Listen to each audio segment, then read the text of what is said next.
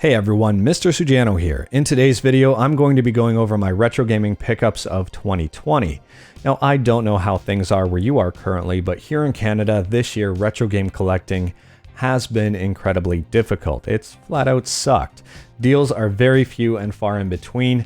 That's all thanks to the pandemic and lockdown and quarantines. It's been very hard to get out and really go retro game hunting. And if you take a look at Amazon and eBay, prices on those platforms have skyrocketed for retro gaming. It's ridiculous this year. So I have fortunately been able to add to my collection this year. I'm actually pretty lucky, and I'll take you through what I got. Alright, so here is the first pickup of 2020. Now everything in this box is part of the same pickup. And it was actually found by my grandfather-in-law, Art. So Art, huge thumbs up if you are watching this video. Thank you for finding such a great deal. He found this at a yard sale. They originally wanted, it was either 80 or 50 bucks for it, and he talked them down to $30. So everything you see here in this box was $30 total. So the first item in the box is not necessarily a retro game or a retro toy. It's just a toy in general. This is a Minecraft axe and sword. The top of the axe pulls up and turns the whole thing into a sword. I don't really have a use for this, but I might give it away to a nephew. The next item in the box is a Nintendo Wii. It is a little dirty, which isn't really a big deal to clean it, and it is missing the door for the controller ports here, so I will have to find a replacement for that, but other than that, it does work and it is in pretty decent shape. Next up, we have two Nintendo 64s. So this Nintendo 64 here, it's really dirty, but it does work, and there's something on the inside. I don't know if you can hear that, but there's something definitely rattling around on the inside. So I will have to open this up and clean it and see if it's something broken off in there or if it's just something that has dropped in. By the looks of it and how dirty this is, I'm just going to assume something fell in between the vents here and is just rattling around on the inside.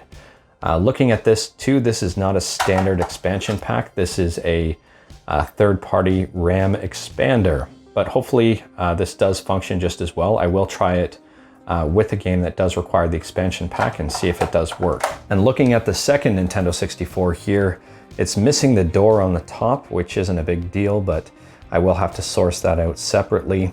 It is also filthy, just like the other one.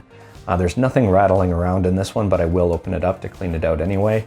And it does work, so all in all, both Nintendo 64s are in decent condition. Now looking at the Wii games that were included, we have Wii Sports, Wii Play, Monster Trucks Arenas, Go Diego Go Safari Rescue, Madden 09, Madden 10, Pirates and Ninjas, or Pirates vs. Ninjas Dodgeball, Hasbro Family Game Night, NHL Slapshot, Big Brain Academy Wii Degree, another Wii Play, Nitro Bike, Bratz the Movie, Batman the Video Game, and fan favorites Deca Sports. And in terms of the overall conditions of the discs, they're all pretty much the same. They're all right. They have seen their fair share of wear and tear, and some of them might need to be resurfaced if I was going to use them. But I don't really foresee myself playing Bratz the Movie or Go Diego Go, so I think I'll be okay there. For the N64, there are 3 games in total, which is very interesting considering there were 2 systems. So having 3 games for 2 different systems is weird. But anyway, there is Mario Party 3, Super Mario 64, as well as Perfect Dark. All 3 of these games are a little dirty and will need a little bit of cleaning, but the quality of these 3 games, their selection for N64 games isn't too bad at all here. There were 2 N64 controllers included. I'm going to guess it was 1 per system. And the quality of these controllers is actually pretty good. They are dirty, but they function very well. I will need to clean them up. The Wii controllers are in pretty good shape. They do have the Icon controller battery packs on the back of them. The nunchucks, on the other hand, are not in overall great condition. The control sticks here look like they have been chewed on. In the bottom of the box, we have the power supplies and AV cables for all 3 systems. And in the very bottom of the box under all of that was a mini stick. Here is pickup number 2. This pickup was actually pretty expensive. The price for everything in this box was a whopping total of $0. My father-in-law, Tony, picked this box up for free off one of his neighbors who is basically just getting rid of this stuff. Tony knows I collect retro games. He jumped at the opportunity and gave me this box. So huge thumbs up, thank you very much, Tony. The first item is a Nintendo RF switch.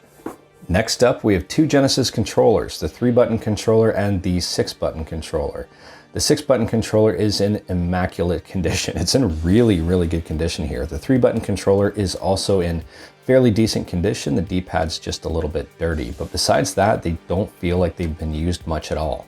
Also in the box is the Genesis Power Brick, and this is the official Power Brick and in very good condition. In terms of games, we have 4 included in here: Urban Strike, Steel Empire, Primal Rage, and Cliffhanger. I'm most excited about Primal Rage, but the rest of these 3 games are all right. And last but not least, the Sega Genesis Model 1. I own about 2 or 3 Model 2 Sega Genesis. This is actually the very first Model 1 Sega that I've ever owned. I'm really excited to add this to my collection.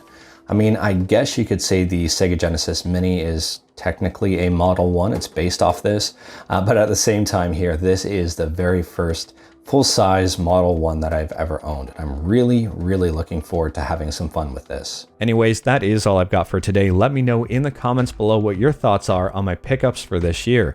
Also, let me know if you were able to pick up anything for your collections, and if you were, what was the best thing you added. If you like this video, leave a like. If you didn't like this video, leave a like.